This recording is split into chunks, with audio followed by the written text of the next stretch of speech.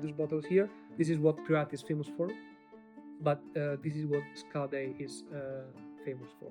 We are considered a kind of exception in Priorat because more than 90% of the soil is characterized by slate, unless this northern range here, just under the cliff of the mountain, from the monastery up to the mountain, where we find clay.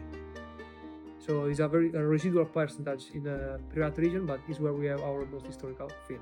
And this is the same reason why the monks choose this place centuries ago for planting their own grapes, leaving all the other to the locals. All this discussed storytelling that we have in Priorat about slate, so low yield, no water retention, concentration, hydric stress, in clay is a bit different, especially in the 12th century where the people are looking for something more easy to work with, more fertile soil, so that's why they choose. Nowadays we can talking about freshness. If you're familiar with the Priorat wines, I think you will find those wines a bit fresher and smoother compared to a classic Priorat 100% from slate. We are not the only one winery that have some clay plot in Priorat, but I think we are the only one with more clay than slate, and it is what makes Scala Dei difference inside the Priorat region, and also why we separate the production basically in two ways. The wine that we produce from this village to the south, we have 42 plots spread around the whole appellation, and then the wine that we produce from this village up to the mountain, where for a combination of altitudes and clay soil, the grape is completely different. So even the same Grenache, where we pick the Grenache here and above the mountain have two different berries, two different ripening. So that's why we make this separation, and in the winery will be easy to talk about, and even in the wine tasting will be easy to realize why. It's like another Priorat inside Priorat. As a winery nowadays, I told you this 42 plots, 80 hectares more or less. 50% of those are what we own, what the family own, both from the monks, and then we have some partnership with other farmers in the rest of Priorat.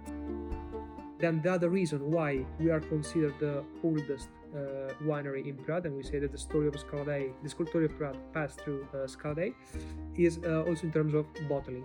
Maybe you know the modern story of Priorat, when until the 90s Priorat was a completely unknown region, famous inside Catalonia, Spain, just for making bulk wine, and nobody was bottling. This was the first winery that started to bottle wine, and then now it's like with the new winemaker Ricard that from 2007 is in charge. I start to retake the identity, so the identity, focus on Grenache and give value to these oldest plots over there. I like always to compare those bottles, for example, from the 70s and 2000. Okay. Nowadays, this is the same wine, Carthusian. Nowadays, we are back to the original shape of the bottle and the original blend, only Grenache and Carignan.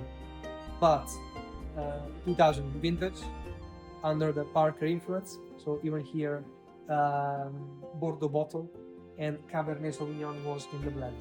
Okay, so you have to imagine also this region from unknown to the worldwide map. So they need to take inspiration from other markets, no? And it was more easy to sell, easy to put on the market at the time. It's like maybe even in Scala Dei, like I say that the wine that we are doing today are more similar, like as a concept, to the wines of the 70s, and then we have these two decades in the middle, when, as you say, we have another tendency in Priorat and also in Scala Dei. That's also how they classify the wine, across this time, Reserva, Crianza, Gran Reserva. The other inspiration was Rioja, how to put the wine on the market. Concept that today is completely disappeared. Nobody uses anymore this kind of classify, but at that time it was very easy to find on the label, so it was easy to put on the market.